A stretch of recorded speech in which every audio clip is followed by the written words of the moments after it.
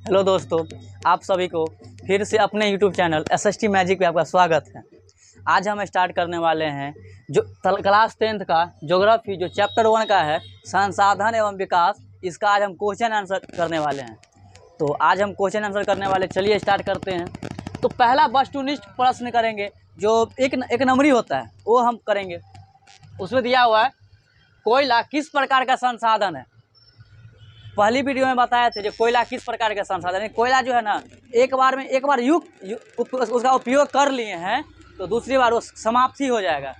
तो जिसका उपयोग हम कर लेते हैं एक बार कर लिए जो समाप्त हो गया, वो कौन सा संसाधन हुआ? अनवीकरणीय संसाधन। कौन सा संसाधन है? अनवीकरणीय संसाधन।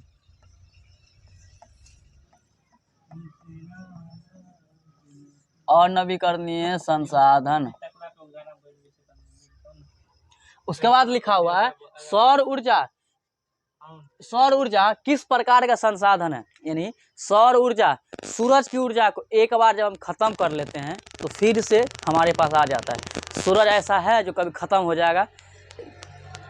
सूरज की उम्र है लगभग में 10 मिलियन वर्ष।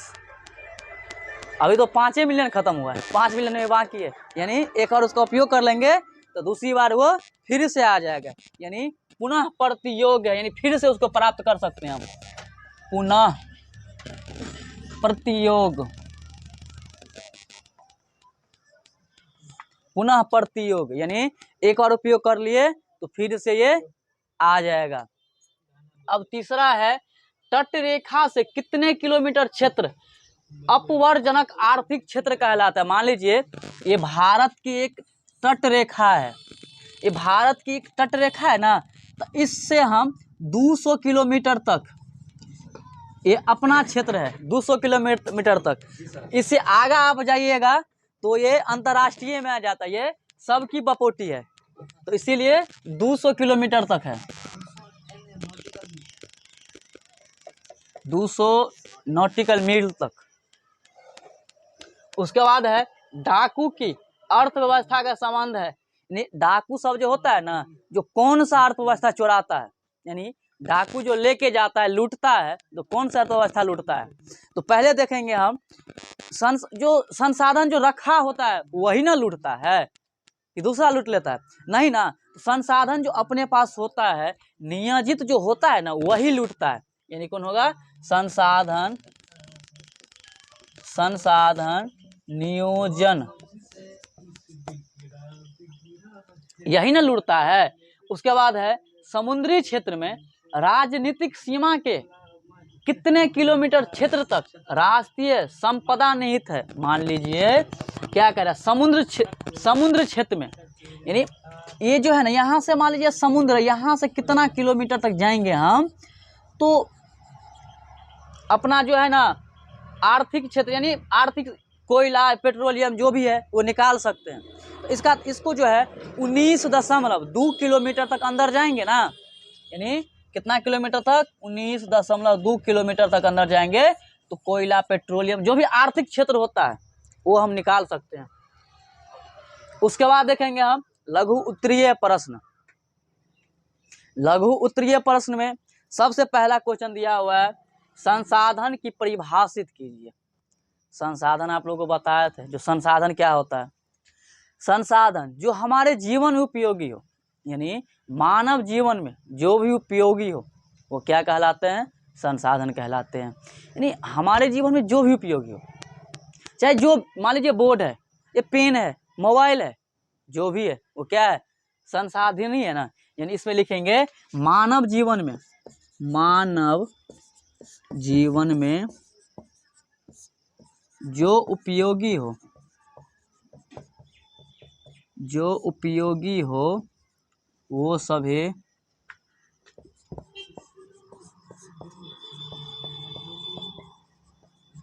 संसाधन कहलाता है। यानी मानव जीवन में जितना भी चीज उपयोगी है वो क्या है? संसाधन है। जैसे में लिख दीजिए, जैसे में पेन, बोर्ड है मेरे सामने तो बोर्ड, और कुर्सी, टेबल, कुर्सी, टेबल इत्यादि कर दीजिए। यानी बहुत सारा है जो हमारे जीवन में क्या है, उपयोगी है। अब दूसरा क्वेश्चन हम देखेंगे। जो दूसरा क्वेश्चन दिया हुआ है ना, अब दूसरे क्वेश्चन पे आते हैं। अब इसमें जो है आगे दूसरा क्वेश्चन देखेंगे। चलिए दोस्तों, अब आते हैं दूसरे क्वेश्चन पे। पहला तो बता दिए थे संसाधन की परिभाषा क्या है। अब आते हैं दूसरे क्वेश्चन पे। देखिए दूसरा क्वेश्चन में क्या है, संभावी एवं संचित कोष। संभावी एक अपने आप में क्वेश्चन बन जाता है और संचित कोष भी अपने आप में क्वेश्चन बन जाता है। इसमें कह रहा है इस दोनों में ना अंतर स्पष्ट करने के लिए, ये क्या है और ये क्या है, दोनों में क्या कर रहा है, अंतर स्पष्ट करने के लिए। तो चलिए एक सा लिखते हैं संभावी और एक सा लिखते हैं संचित कोष।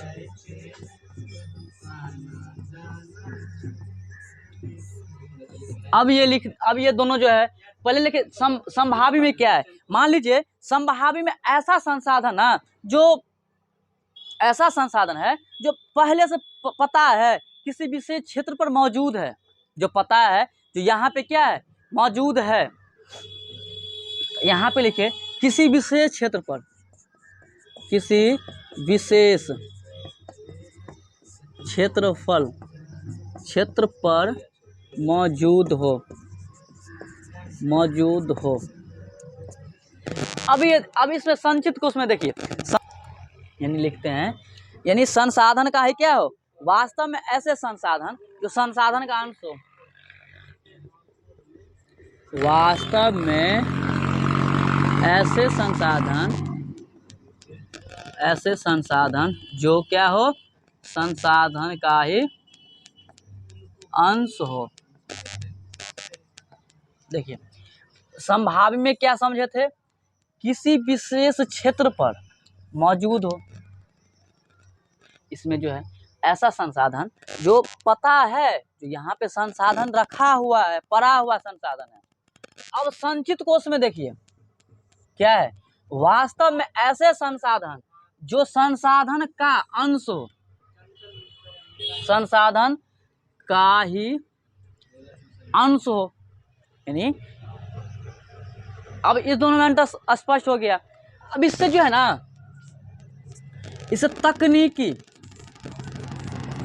तकनीक द्वारा निकाला जाता हो।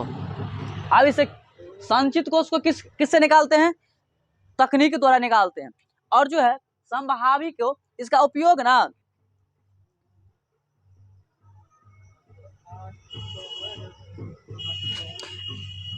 इसका जो है संभावी का, इसका लाने में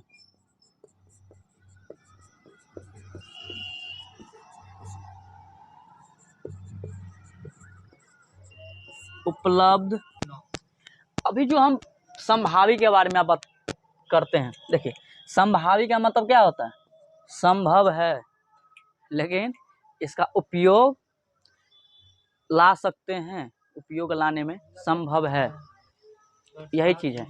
यानी इसका उपयोग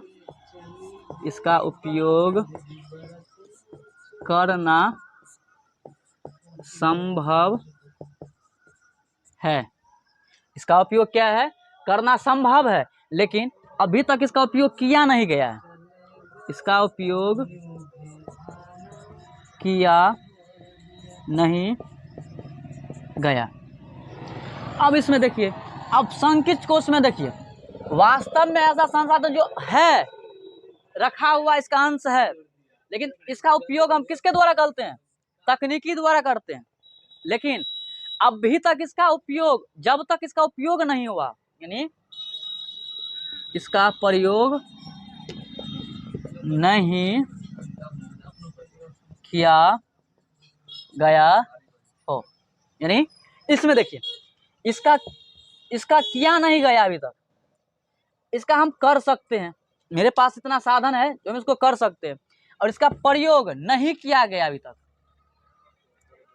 समझ गए। अब आते हैं तीसरे क्वेश्चन पे, जो है संसाधन के संरक्षण उपयोगिता के आधार पर लिखें।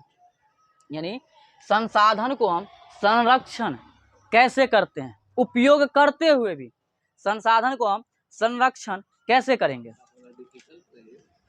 तो चलिए हम संरक्षण क्या बताते हैं, तो संरक्षण कैसे किया जाएगा।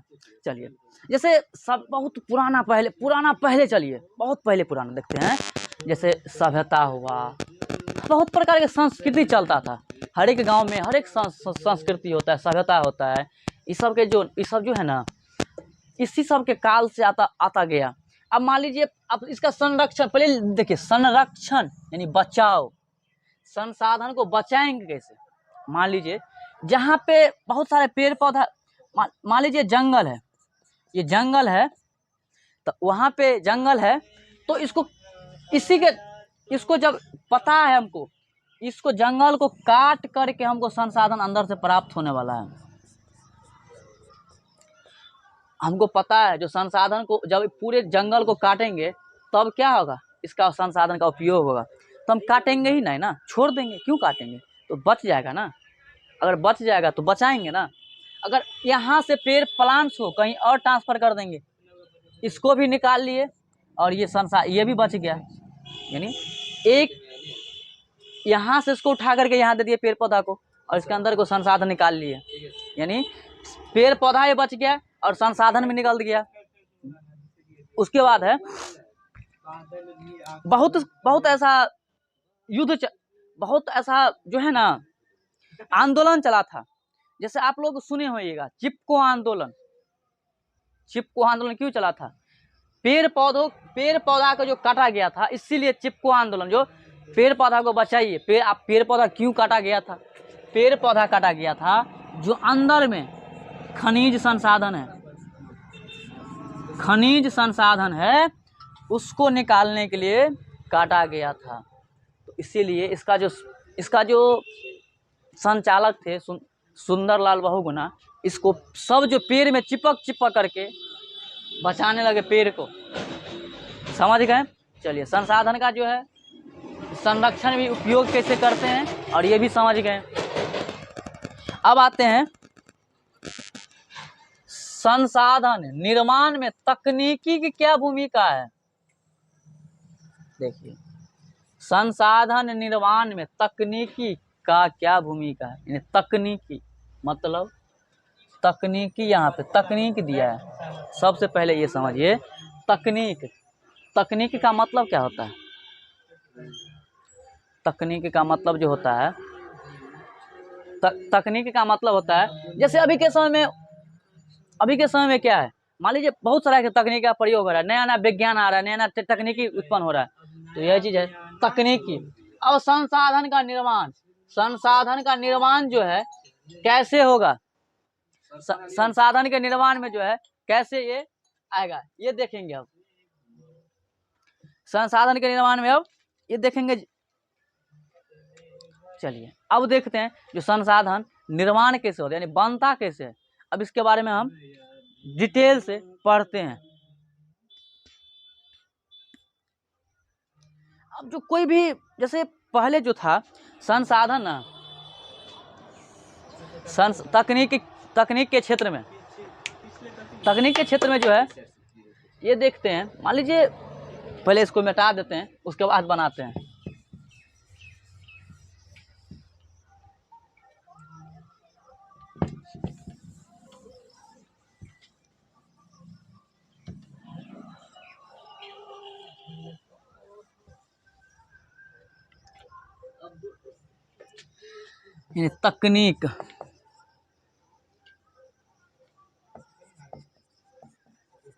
तकनीक मतलब हुआ औजार, बहुत प्रकार का हथियार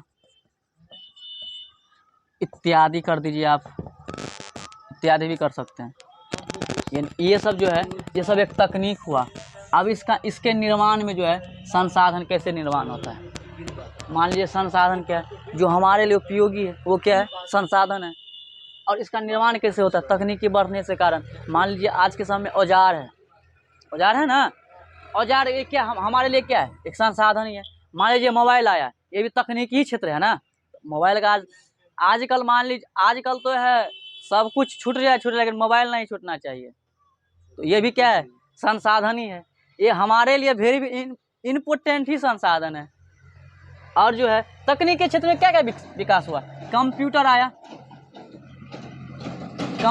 आया ना। ये कंप्यूटर क्या है, एक तकनीकी क्षेत्र है ना, इसमें ये संसाधन ही है मेरा। यानी हमारे जीवन में तकनीकी क्षेत्र में बहुत ऐसा बहुत जो है ना, बहुत हद तक हम लोग को बदलने की कोशिश किया गया है। अब पहले जो था, मान लीजिए कोई मोबाइल जानता नहीं था, लेकिन आज के समय में एक बच्चा को पूछिएगा वो मोबाइल क्या होता है, आपको विस्तार से बता देगा जो मोबाइल होता क्या है। यही है, पहले कोई जानता नहीं था तकनीक होता क्या है, लेकिन आज के क्षेत्र में तकनीक जिसको कहिएगा वो तो आपको डिटेल से बता देगा। यही चीज़ है हमारे जीवन में, तकनीक के क्षेत्र में ना बहुत बड़ा योगदान रहा तकनीकी का। चलिए आज के लिए इतना ही, क्योंकि आज पूरा क्वेश्चन आंसर लघु उत्तरी का हो गया है। अब कल लेके आएंगे दीर्घ उत्तरी का क्वेश्चन आंसर। थैंक्स।